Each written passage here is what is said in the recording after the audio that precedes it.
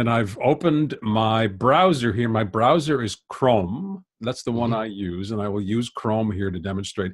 I have reduced the size of the browser here just to give you a better view of it. Okay. Okay. Now you can see clearly the image I'm using here now. A fishing jacket. It is a fishing jacket or a fishing vest. And this is the analogy I came up with to explain what a cookie is. When you visit a website, it could be any website, and I'll demonstrate one in a moment. I'm going to use Amazon as an example.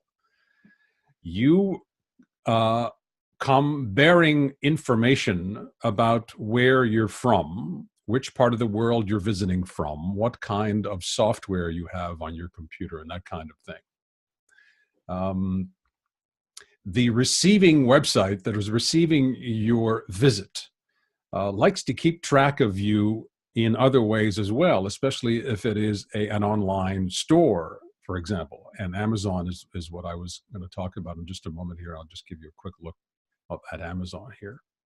So when you visit a website like Amazon, what Amazon does is it keeps track of the pages as you visit on the website, of the searches you perform.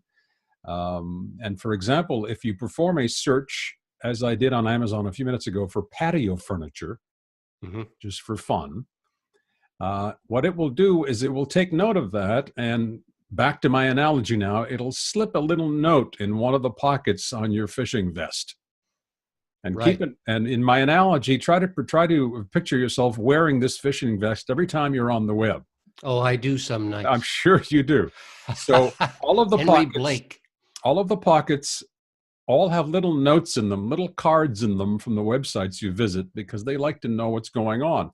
If I may back you up just for a second, even when you're first visiting Amazon, you don't go anonymously into the night. You're like, they know Dave Bronstetter of blah blah Canada is visiting, right? They know something about me already. Well, that's a very good point. Not exactly everything yet, because here you can see that I happen to have an account on Amazon, but I'm not logged in. Right. I simply performed a search for patio furniture. I can close the Amazon site and open it again. I'll get to this other one in a minute and come back to it. And the patio furniture is still there. Right. So they don't know where I am, they know more or less where I am, but they don't know whom I am the first time around, but they do know that I did a search. So what they do is insert a little card in my vest saying patio furniture. If I go back again and log in and open an account or log in under my own name and everything else, then that information is also adjusted as well. So they know all of a sudden, they know that it's patio furniture and this and that and everything. So that's essentially how a cookie works. So it's something that is installed at your end when you visit a website.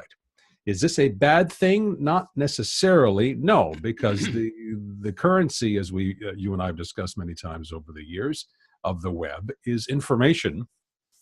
And a company like Amazon likes to know that you're looking for patio furniture because they want to sell you patio furniture, and that's perfectly fine.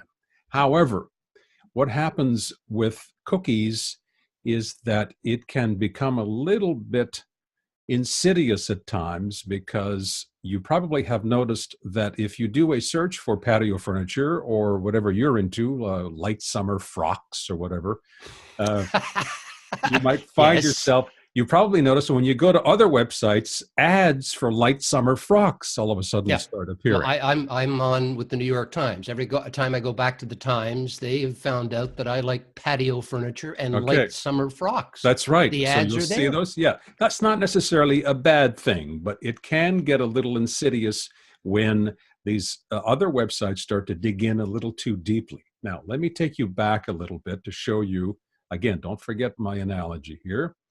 So your vest is your browser. It is your computer. It contains a number of little notes from various websites. You can have a look at what is on your computer cookie-wise. And can you see the corner of the browser here I'm pointing to? Yes, with the star, the three dots. And the little three dots. Again, this is Google Chrome.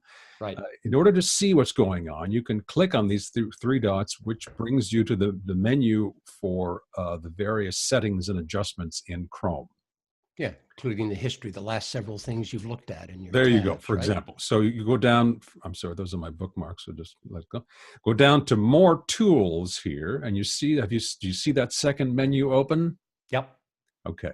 Yep. It will give you the option to clear browsing data. This is the quickest way to get into this. So click clear browsing data, and it will open a smaller window on top of a larger one, and it will give you the option of clearing browsing history, cookies, and other site data, cached images, and files. This is what is called the basic cleaning option. This is the one I'm afraid of.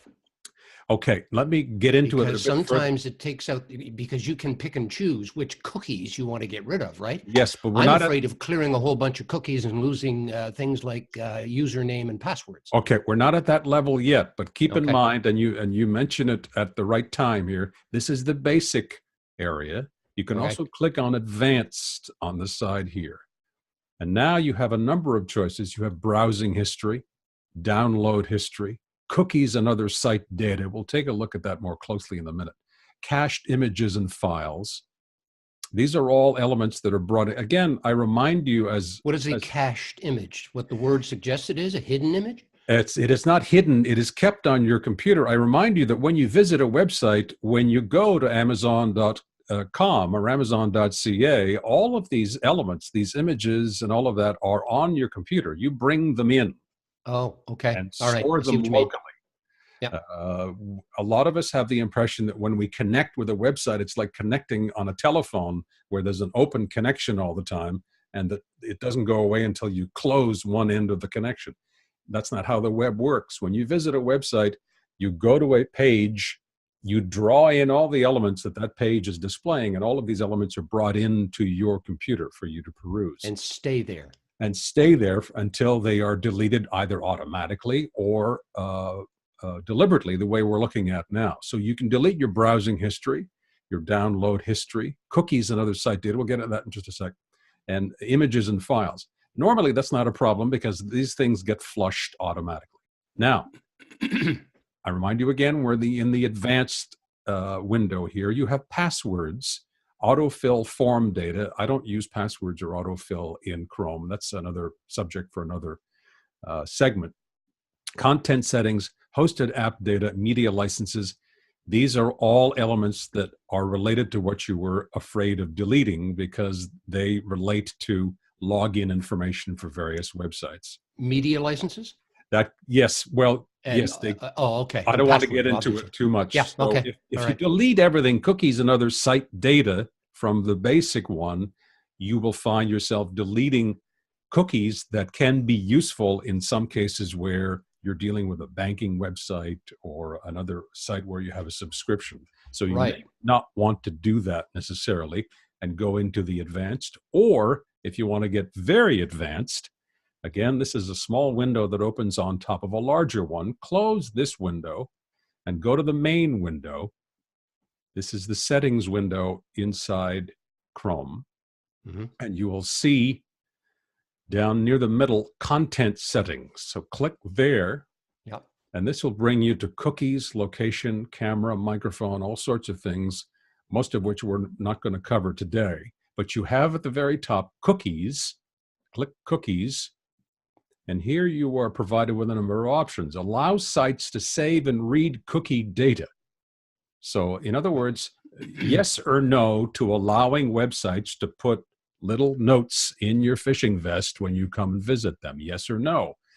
Recommended is what Google says, of course, because they're in the business of selling ads and getting cookie information for around. Amazon and other companies, right? Yes. Again, not necessarily a bad thing if you practice safe computing and that if you're not concerned about this and are curious about how things work and you don't mind seeing ads, and I don't by and large, then you could leave that on. But if you wish, you can turn it off as well by simply clicking there. You also have the option of keeping local data only until you quit your browser. You can click that on, and that will keep cookies and things alive while you're browsing. But when you exit your browser, it'll all be wiped. Okay, that's another option. Just that session? just for that session, and it will Okay. start again. Now, block third-party cookies. This is where it gets a little more complicated. The cookie information, and we'll show them just to see all cookie and data sites in just a moment. The cookie information stored on your browser can be accessed by sites other than the sites that installed the cookies. So Amazon puts a card or two or three in your vest, but another site, while you're browsing, can come along and start looking at the Amazon cards in your vest and say, oh, that person was so over. Dave's Tackle Shop can take a peek in. Yeah, or the XYZ furniture company saying, oh, wait a minute, this guy was looking for patio furniture over at Amazon. Right. Even We're more. going to start, okay, now this is a very simplistic overview of how this works, but there's a whole lot of communication going on there with these little bits of information that you trade back and forth among websites. This must be done all at a very high speed in a little extremely world by computers themselves. Yes, right? I mean, a guy's not sitting there at a desk at a computer. Oh no, this is all done by Google and under the very, very, very rapidly. And the word cookie comes from an expression that an American computer scientist came up with many years ago, called a magic cookie, and it was essentially a reference to how this works, is these little bits of information that fly around while you're doing something else and set themselves into little nooks and crannies as you're going about your so things have come a very long way. So can this end up clogging my system, or do you want me to ask that later?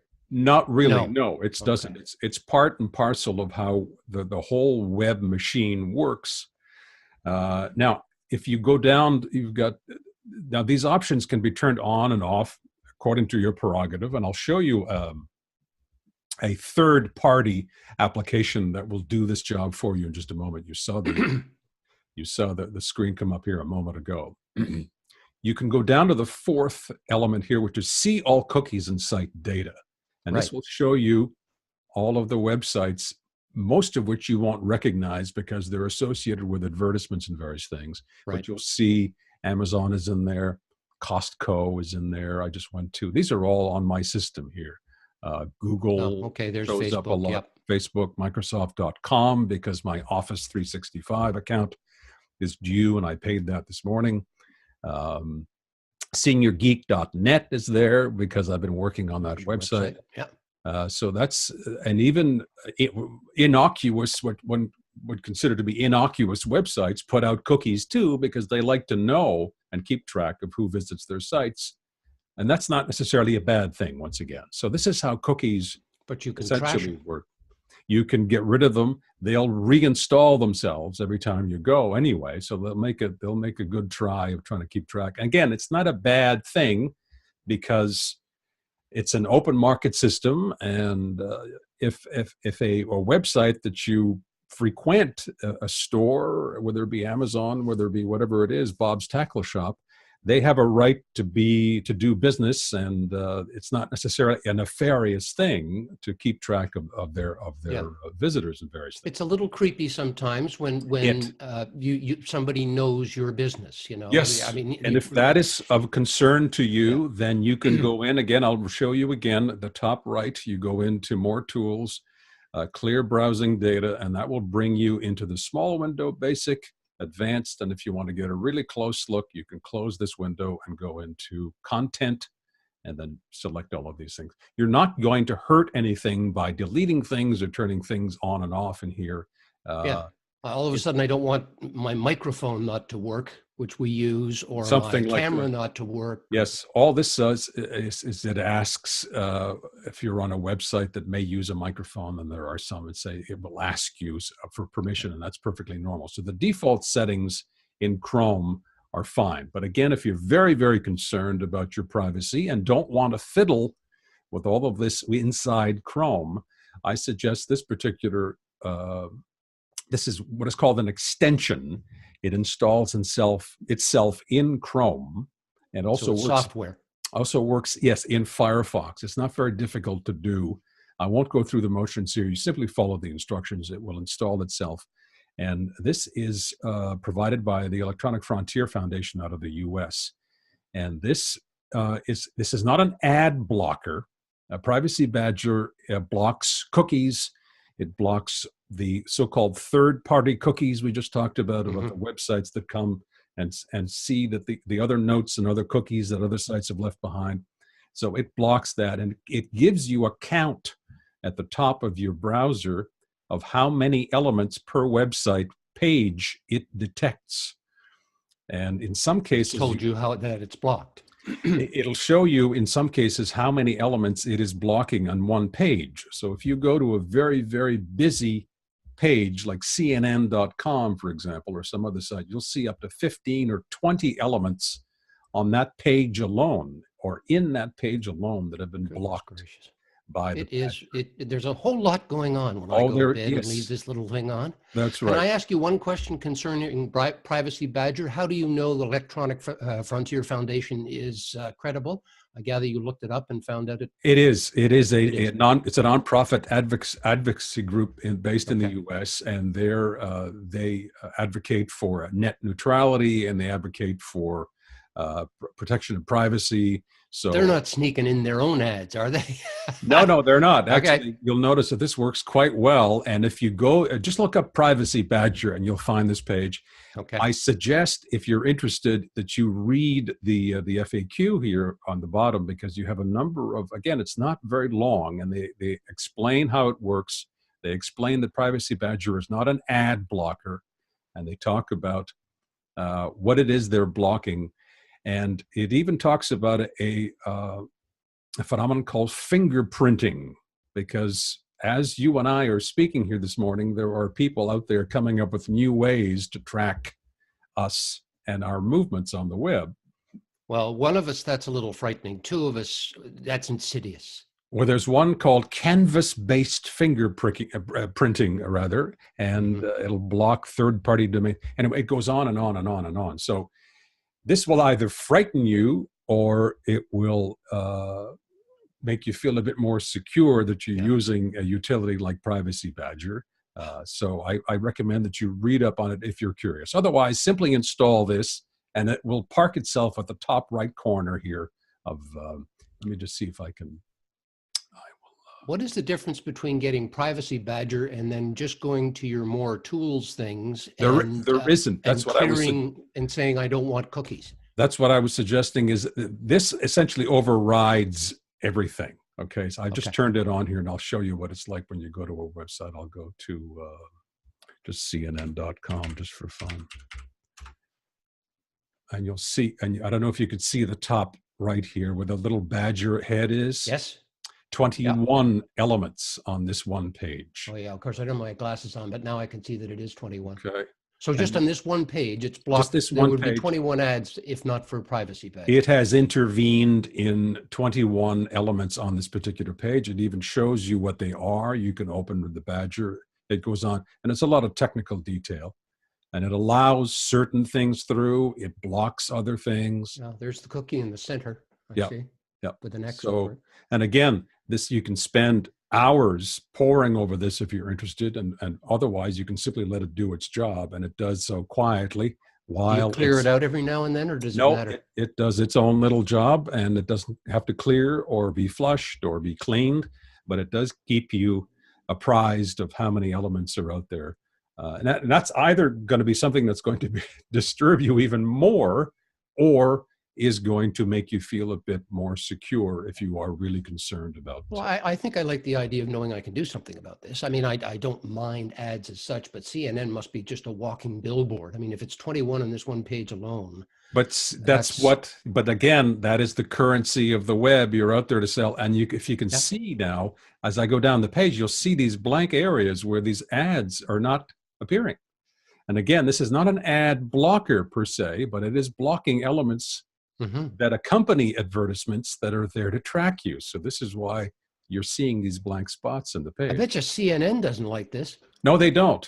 And again, this is beyond the scope of this particular segment, but there are elements coming up now. Chrome, apparently, Google is going to provide an option in Chrome eventually. They were talking about it sometime this year in 2018 that will block those video segments that that suddenly appear and start making themselves heard on various websites. Yeah, for a car or something. And at 4 o'clock in the morning, scare the bejesus out of you, or whenever it is. So advertisers and website operators are not very pleased about that either. So because they spend lots of money on these ads, don't they? Yes. So there were people hard at work out there now trying to circumvent this. And I've seen some, I went to one website this past week, and I had Badger running, and they were astute enough to put up a little ad saying, "We've noticed that you blocked the ads on this site. We appreciate that you don't want to be disturbed. However, we make money on these ads in order to keep this website going. Would you be so kind as to unblock for this site?" So I like that approach. It says, okay, let's be open about take this. Here, right? Yeah. So I unblocked that site, and so I'm sort of doing a tit for tat kind of a thing here. There's also an X and a little funny arrow in the corner. It's blue. It's azure blue of an ad, and you press the X and it says block this ad. So I block it, and then it says, please tell us why. And they give you 4 selections: not appropriate, I don't like it, I've already bought it. And I press it, and they say, thank you. We'll try not to show this. Oh, you're referring to Facebook. Facebook's one of them. Yes, I get it in the New York Times as well. Some of them I have choices, others I don't. They don't. Yes. I can't block it. But I'm wondering if in some kind of insidious way they're finding out about your preferences too. Of course they are. It's not insidious. They're going to find out that ladies' underwear doesn't necessarily interest me, but baseball bats and baseball caps do. Oh, okay. So this guy must be either such and such a person, or we'll change the ads. Facebook has been doing that for years as well. Okay. They got you don't like this ad? Why? Well, it's this and that and the other thing. Oh, okay. And by that, they'll show you something else. Yeah. So they got plenty of ads to go up there, right? That's not the only one that goes up there. So can I just ask one more question about cookies, because it relates directly to me? I mean, it's how I started this conversation with you about cookies. I couldn't gain access to a specific site I wanted, which helps me out with my finances. And I called their 1-800 number, and the young representative said, well, your cookies may have been overloaded or used so many times that the site is, and he says, it's nothing to do with us. Your site has been not compromised, but clogged because of cookies. And it doesn't make...